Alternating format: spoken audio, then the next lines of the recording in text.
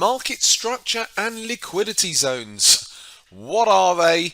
And is it a load of rubbish? Hi, it's Charlie giving you Saturday's video. Right, new popular words in, I'm not even going to say in technical analysis, just in the trading community, more so within the younger trader community. But I'm seeing a lot of people using this language now. I don't know who started it off, but so structure, and you see a lot of people talking about, oh, you've got to understand market structure. Right, do you know what market structure is? That's called technical analysis, or TA.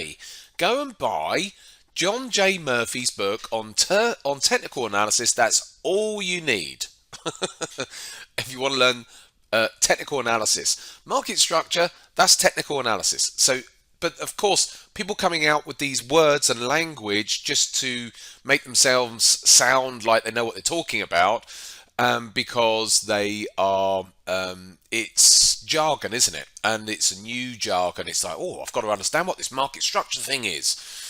It's technical analysis, ladies and gentlemen. And so, yeah, ignore all that. It's just nonsense. It's just language and words. Nothing wrong with technical analysis, of course, but let's call it technical analysis. We don't need to come up with new words to describe it.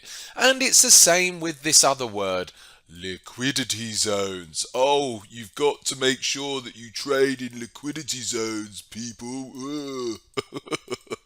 There you go. Oh, look, and I'm still using my mouse as my pen. Sorry. One of these days I'll get a pen board or a pen thing. Someone give me a tip as a good pen to use. I tried to use one before and it wasn't any good. But anyway, I use my mouse with the pen. Anyway, so liquidity zones. I think that is called support and resistance in technical analysis. Support and resistance. Some people call it supply and demand even. That's another words that have come out over the years, which again makes some, at the time, makes people think, makes them sound like, oh, I need to understand what this supply and demand thing is. Yeah, support and resistance. So, so they're making it out, they're dressing it up as being something really, important or whatever. It's support and resistance. So when price comes down into prior support zones, like here, it's a liquidity zone. Oh, I better understand what that is. Yeah. All it is, it's just a zone, a price area. See, like I'm using the words now. It's a price area where price has been before, where there's been transactions taking place. And you do get clusters of price action like here. And so that's a lot of price action going on during that period there. And so that can create support because price couldn't really do much. It wasn't really going much further south during that area. So, and you're constantly going to be getting zones, or see, look, I'm doing it again now. You're going to be getting areas of resistance or support in the market where price has traded historically. And because what's actually going on is that traders obviously see where price has traded historically, and then traders will come into the market at those given levels. So when price comes to those levels, so let's say this came up to this next major level here of resistance or supply, if you want to call it supply,